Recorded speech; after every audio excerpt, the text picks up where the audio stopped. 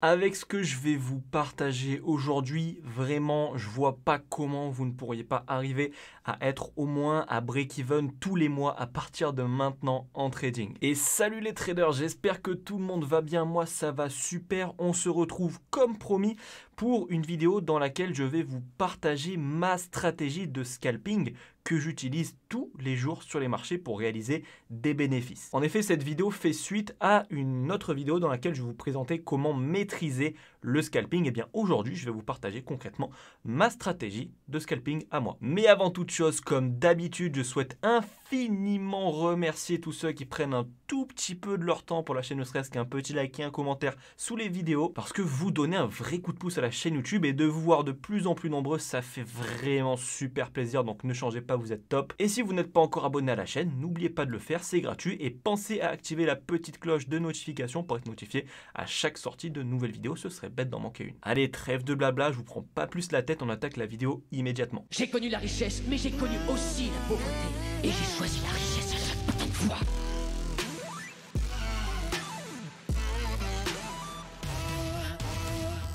Alors déjà, cette stratégie, je l'ai appelée la stratégie RSI Trending. Avec un petit nom américain, ça fait toujours beaucoup plus stylé, évidemment. Alors pourquoi RSI Trending? Parce qu'on va utiliser le RSI dans des tendances, d'accord? Tout simplement, cette stratégie, vous pouvez la retrouver en format PDF sur mon site. Je vous mets le lien, le premier lien dans la description, c'est totalement gratuit, d'accord? Vous atterrirez sur cette page et vous pourrez vous procurer cette stratégie de scalping. Voilà pour la petite introduction au cas où vous aimeriez regarder le PDF en même temps que vous regardez cette vidéo, c'est tout à fait possible. Alors cette stratégie, vous devez savoir que personnellement, je l'ai backtesté sur plus de 1000 trades et que j'ai des élèves, si on combine nos backtests, on arrive facilement aux 2000 trades, voire plus. Donc si je vous dis ça, c'est pas pour rien, c'est pour vous montrer que cette stratégie, elle a été testée, d'accord? C'est pas une stratégie que j'ai créée en une après-midi, ça m'a pris plusieurs mois, qui a été testée sur 10, 20 trades, 100 trades, voilà, pour vous faire une petite statistique, non pas du tout.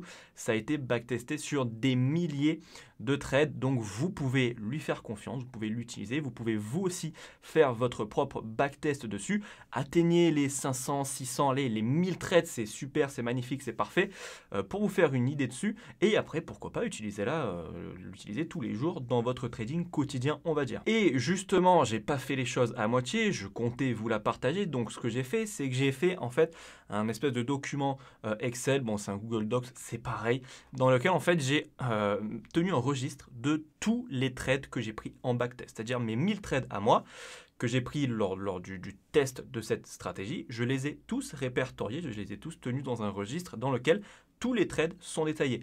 Donc vraiment, on peut voir les 1000 trades que j'ai pris personnellement, un par un, et vous avez ce document aussi dans le PDF que vous pouvez télécharger sur mon site. Donc il y a aucun secret, aucun trucage, tout est là, vous avez tout devant les yeux. Et d'ailleurs, commençons par étudier ce fameux registre de tous mes trades. Alors, comment lire ce registre? C'est très simple. Vous pouvez voir qu'ici, on a HODUSD en 1 minute. Si on descend, on va avoir HODUSD en 5 minutes. Si on descend en 15 minutes, et ça jusqu'en 1 heure. Alors après, ça dépend des paires. Pourquoi? Parce que vous pouvez voir que j'ai fait HODUSD, EURUSD, NZD-USD, GBP-USD et USD-CAD.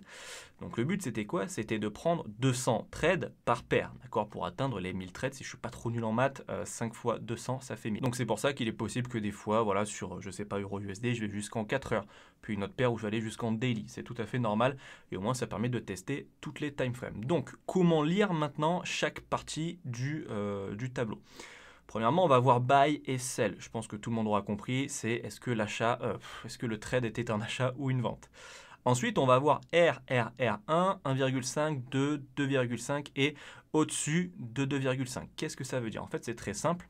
Pour le test, le backtest de cette stratégie, je ne pouvais pas savoir avant quel ratio risque-reward, d'où le RRR, aller chercher pour mes trades. D'accord? C'est-à-dire qu'il y a des stratégies qui peuvent être très bonnes en allant chercher des ratios de 1,5, mais pas plus. Et il y a des stratégies qui sont très bonnes pour aller chercher des ratios de 3, 4, 5. D'accord?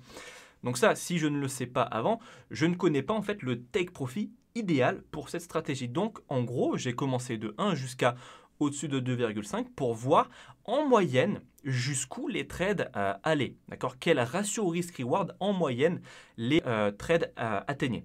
tout simplement. Donc du coup, voilà, quand c'est tout coché, ça veut dire que le trade a atteint tous les take profits. Et quand, voilà, ici, on n'a que 2 de cochés, ça veut dire que ce trade a atteint uniquement, enfin maximum, un ratio de 1,5, ce qui est quand même très correct. Du coup, ensuite, on va voir break-even.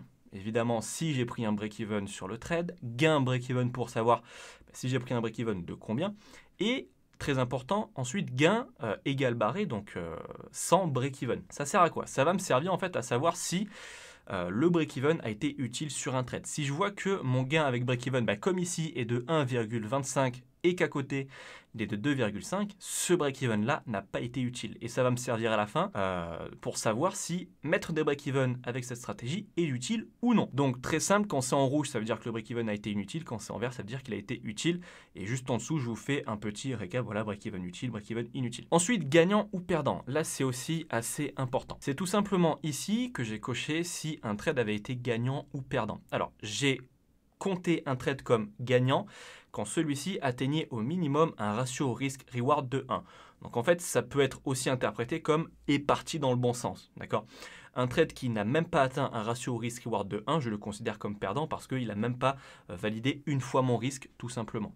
Donc voilà, gagnant est égal à atteint au minimum un ratio risque-reward de 1. C'est tout simplement cette case, en fait, juste ici. Ensuite, perdant, comme je vous l'ai dit, c'est un trade qui n'atteint pas le ratio risque-reward de 1.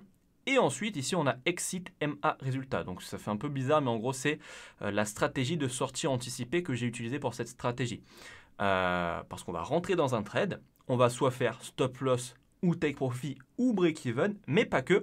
Si on est dans le trade, que ce soit en positif ou en take profit, en positif ou en négatif, pardon, je dis n'importe quoi, mais qu'un certain pattern arrive, on va sortir du trade. D'accord, une certaine combinaison arrive, on va sortir du trade et je vous la partage juste après lors de la présentation de la stratégie. Donc ça, c'est juste notre sortie anticipée. Comme le break-even, en rouge si elle a été inutile et en vert si elle a été utile. Okay, parce que ce que j'ai fait pour la sortie anticipée, c'est que je suis sorti du trade quand il fallait sortir selon cette stratégie, mais j'ai quand même pas clôturé le trade visuellement pour voir, comme le break-even, si je n'avais pas utilisé cette stratégie, où est-ce que ça se serait terminé. Donc si je vois que le trade a fait TP après, bon c'est sûr que cette sortie n'a pas été utile. Et si je vois que le trade a fait full stop loss, cette sortie a été vachement utile. Donc toujours pareil pour savoir si certaines choses doivent être ajoutées ou non à la stratégie. Donc ça c'est pour le tableau principal, comment le lire. Ensuite juste en dessous, je vais un peu zoomer. Voilà, donc c'est le même, d'accord, c'est la même partie du tableau, mais on va aller juste en dessous. Donc évidemment ici 21,14, c'est le résumé des achats et des ventes. Donc combien j'ai pris d'achats, combien de ventes. Ensuite BW égale, en gros c'est buy win. Donc ça veut dire combien d'achats j'ai gagné. Ici 14, celle W, celle win, combien de ventes j'ai gagné, 7. Ensuite, les BL, donc buy loss, d'accord, donc perte, et celle SL, pardon, toujours pareil, en gros, c'est celle perdant. Donc, 7 ici. Ensuite, juste en dessous, on a la win rate. Donc, la win rate pour les buy est de 66%. Ici, 66% des achats ont été gagnants, du moins n'ont pas été perdants. Et ici, pareil, pour la vente, on est sur 50% parce que 7 trades gagnants, 7 trades perdants, ça fait 50%, c'est pas sorcier. Ensuite, ici, on a le nombre de trades qui ont atteint les ratios risk-reward. Donc, ratio risk-reward de 1 a été atteint sur 21 trades, d'accord. Sur la totalité ici, qui est de 21 plus 14, si je ne me trompe pas, ça fait 31, ça fait 35 trades ici. Donc, ça fait 21 trades au total en ratio risk-reward de 1, donc 60%. Je vous explique ce que c'est cette ligne juste après.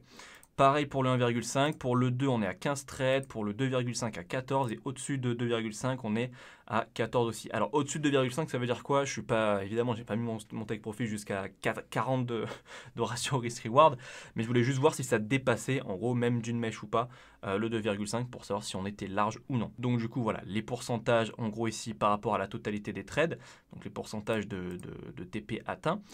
Et juste ici, on a ce fameux R. Qu'est-ce que c'est? En gros, c'est tout simplement le résumé de chaque ratio risk-reward sur 100 trades. Ça veut dire que si ici, j'ai une performance de 60% de mes trades qui vont toucher un ratio risk-reward de 1, d'accord, 60% de mes trades qui vont toucher un ratio risk-reward de 1, ça veut dire que sur 100 trades, je repars avec 20 R dans ma poche. Pourquoi? C'est très simple. Si je gagne 60 fois 1 et que je perds du coup 40 fois 1, 60 moins 40, vous l'avez deviné, ça fait 20 R tout simplement. Et pour ça, pour tous les ratios risk-reward. Donc comme ça, je peux voir avec ce facteur R lequel des TP est le plus avantageux en fait. Je peux m'apercevoir ici que c'est plutôt le TP à 1,5 pardon, de ratio risk-reward parce qu'on est à 50 R de gagner sur 100 trades avec ce TP. On continue avec les break-even utiles et inutiles. Ici, on peut voir qu'il y a eu plus de break-even inutiles que de break-even utiles. Ici, on peut voir les trades gagnants. Donc évidemment, c'est la même colonne qu'on a juste ici. Donc 60% des trades qui sont gagnants, du moins comme je vous l'ai dit, qui sont partis dans le bon sens. Juste à côté, on a les trades perdants, donc c'est le reste, hein, donc 40% de trades perdants. Et ici, on a le résultat de la sortie anticipée. Donc, sortie utile, on a eu trade, et sortie inutile, on a eu trade aussi. Donc, pour l'instant, voilà, rien d'alarmant sur cette sortie anticipée. Voilà, maintenant que je vous ai un petit peu pris la tête avec cette lecture de tableau, on va pouvoir passer au concret. Mais juste avant, je vais vous montrer le résultat total. Parce que ça, ensuite, bon, c'est le même tableau pour USD en 5 minutes, en M15, etc. Pour lire le résultat total, vous allez en dessous et vous avez le résultat total de odd USD. Donc je vais juste zoomer encore un petit peu, voilà ici. Donc ici on a le nombre d'achats, de ventes, donc 96 achats, 104 ventes, le même principe que tout à l'heure, donc 57% des achats gagnés et 55% des ventes gagnées. Ici, on a le nombre voilà, de trades qui sont allés à un TP de temps, 1, 1,5, 2, 2,5, plus de 2,5. Et on peut voir que le plus avantageux ici, c'est d'aller chercher des trades entre 2,5 R, donc de ratio risk-reward, et au-dessus de 2,5 R, ratio risk-reward. Donc du coup, c'est plutôt sympa parce que c'est les TP les plus gros, donc ça fait plaisir. Ensuite, on peut voir que sur USD, on a eu alors légèrement plus de break-even inutile que de break-even utile. Donc voilà, pour l'instant, rien de fou, il n'y a pas une grosse différence. Ensuite, on a eu du coup 112% des trades qui ont été gagnants, parce que je vous remonte ces 7 cases ici. Ce qui correspond à 56% des trades, donc on est au-dessus du 1 trade sur 2, donc c'est plutôt sympa aussi. 66% de pertes, donc 88 trades perdants, donc 44% de pertes.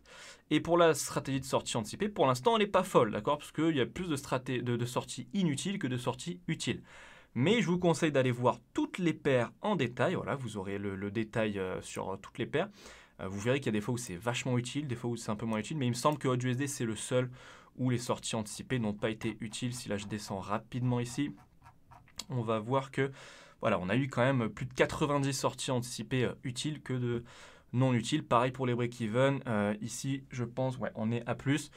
Donc vous pouvez aller voir ça tout en détail, comme je vous l'ai dit, dans le PDF qui est sur mon site totalement gratuitement pour voilà, vous faire un avis sur toutes les paires que j'ai étudiées personnellement. On va passer aux résultats totaux du coup que j'ai créé avec tout ce que j'avais fait sur toutes les paires. Donc, vous avez le résultat total pour la 1 minute. Alors déjà, on va passer sur le résultat total toute paire déjà et toute time frame confondue. Donc au total, j'ai pris 440 buy et 560 sell. Donc ça nous fait bien 1000 trades au total. Les achats sont gagnants à 55% du temps. Donc ils atteignent un ratio risk-reward de 1, 55% du temps. Les ventes, quant à elles, c'est 53% du temps. On va pas regarder tout en détail, on va regarder surtout ce qui nous intéresse, c'est les R. On peut voir que le plus intéressant sur cette stratégie, du coup, c'est d'aller chercher un ratio risk-reward de 2,5 et pas forcément au-dessus et pas forcément en dessous. C'est le plus intéressant, c'est d'aller chercher ce TP de 2,5 ratio risk-reward. Donc pareil, c'est toujours pas mal. Les break-even ont été plus utiles qu'inutiles. Donc le pourcentage de gain, comme tout à l'heure, c'est en gros celui-ci, 54% de trades qui vont à un ratio risk-reward de 1 minimum. Et du coup, la sortie anticipée, est-ce qu'elle a été utile? Ben oui, vachement, parce que vous pouvez voir qu'on a eu 431 sorties anticipées utiles contre à peine 163 sorties anticipées inutiles. Donc, utilisez cette sortie anticipée dans votre trading. Voilà, ça sera vachement avantageux. Allez, maintenant passons aux choses concrètes. Quelle est cette stratégie? Comment l'utiliser? Comment la mettre en place? C'est parti. Donc ça, c'est le PDF que vous pouvez télécharger, voilà, sur mon site, encore une fois gratuitement. Pour cette stratégie, vous allez devoir utiliser 2 indicateurs. Donc premièrement, une Smooth Moving Average longueur 100 et un RSI longueur 14. Ok. Donc là, je vous donne tous les paramètres du RSI, d'accord, et je vous donne ensuite une image pour vous montrer à quoi doit ressembler normalement votre graphique. Sur le RSI, on ne va garder que la middle band, donc à 50, d'accord. On ne va pas utiliser la bande supérieure et inférieure pour tout ce qui est surachat, survente, ça ne nous intéresse pas, on veut juste la middle band et c'est tout. avec notre petite SMMA. Voilà. Alors, cette stratégie, en quoi elle consiste? En fait, elle va consister à aller chercher la continuation de tendance. C'est-à-dire que si vous me suivez sur YouTube depuis pas mal de temps, que vous regardez les analyses, vous savez que moi, je traite ce qu'on appelle les vagues impulsives, correctives, etc. Donc, le but de cette stratégie, ça va être d'aller choper dans une tendance, d'accord, où il y a une vague d'impulsion, correction, impulsion, le petit retracement de la dernière impulsion pour ici vendre et continuer la tendance baissière, encore une fois ici. Pareil pour un achat, le but ça va être de déceler une petite tendance avec une vague impulsive, corrective et impulsive, attendre le retracement juste ici pour choper l'achat et ensuite partir pour une continuation haussière. La stratégie, c'est ça, tout simplement. D'accord, le résumé, c'est tout simplement ça, aller chercher des retracements pour des continuations de tendance. Pour ça, comment on va faire? Eh bien, premièrement, on va attendre d'avoir une tendance, donc une tendance baissière ou une tendance haussière, et il nous faudra cette tendance haussière ou baissière en dessous ou au-dessus de la SMMA. C'est-à-dire qu'ici, on est sur une tendance baissière, donc il va nous falloir une partie de l'impulsion 1, toute la correction et l'entièreté de l'impulsion 2. D'accord? Vraiment quelque chose de comme ça. On ne veut pas que la correction, elle coupe la SMMA, on ne veut pas qu'on ait pas de début d'impulsion 1, il nous faut bien une partie de l'impulsion 1, comme ici, toute la correction sous la SMMA pour les tendances baissières, et ensuite l'impulsion numéro 2. Ensuite, ce qu'on va attendre, évidemment, alors pareil ici pour une tendance haussière, d'accord, partie de l'impulsion 1, correction, partie de l'impulsion 2, au-dessus de la SMMA. Donc ça, c'est vraiment la base à avoir, c'est une tendance qui va être bien au-dessus pour un achat de la SMMA ou en dessous de la SMMA pour une vente. Il vous faut cette tendance, donc exactement comme je vous mets à l'écran et comme il y a sur le PDF. Donc une fois qu'on a ça, on va avoir un trade à l'achat. On a bien une partie de l'impulsion 1 au-dessus, la correction au-dessus et une partie, l'entièreté de l'impulsion 2 du coup aussi au-dessus. Vous pouvez voir qu'on a notre RSI qui est apparu juste là. Ce qu'on va attendre, c'est tout simplement un retracement du RSI sur notre middle band, la ligne des 50 RSI, pour rentrer à l'achat. D'accord? Et attendez bien la clôture de la bougie, ne rentrez pas dès que ça touche les 50 parce que ça peut tout simplement remonter, par exemple ici, et ne pas confirmer le retracement sur les 50. Une fois qu'on a ce setup, on va pouvoir, comme je vous l'ai dit, rentrer à l'achat. Notre stop loss devra être au niveau de la SMMA, donc juste un petit peu en dessous pour un trade à l'achat par exemple. Et notre take profit, ben là, c'est vous qui voyez. Moi, je vous conseille d'aller chercher du 2,5. Maintenant, si vous voulez vraiment faire du sur-mesure par rapport à votre paire et votre time frame avec le document Google Docs que je vous ai mis en PDF, vous pouvez totalement le faire. Si vous avez vu que bon, ben là, c'était plus rentable de faire du 1,5, du 2 ou au-dessus de 2,5, n'hésitez pas à faire vraiment un take profit sur mesure. Moi, je vous conseille de mettre 2,5 parce que c'est, voilà, on va dire que c'est un bon take profit. On a vu que c'est sur la globalité des paires et des time frames qui marchait le mieux. Donc voilà, n'hésitez pas à l'utiliser. Mais voilà, ça c'est le setup idéal. Tendance pour un achat en tout cas au-dessus de la SMMA avec retracement sur les 50 qui vient toucher voilà, les 50 et nous on rentre à l'achat avec un stop loss sous la SMMA et un take profit à 2,5 de ratio au risque reward. Et on peut voir que sur ce trade ça a été une totale réussite. On va voir juste ici l'exemple inverse pour un trade à la vente. Donc ici, on va avoir une partie de l'impulsion 1 suivie de la correction et de l'entièreté de l'impulsion 2 sous la SMMA, la Smooth Moving Average, calibrée à 100, je le répète.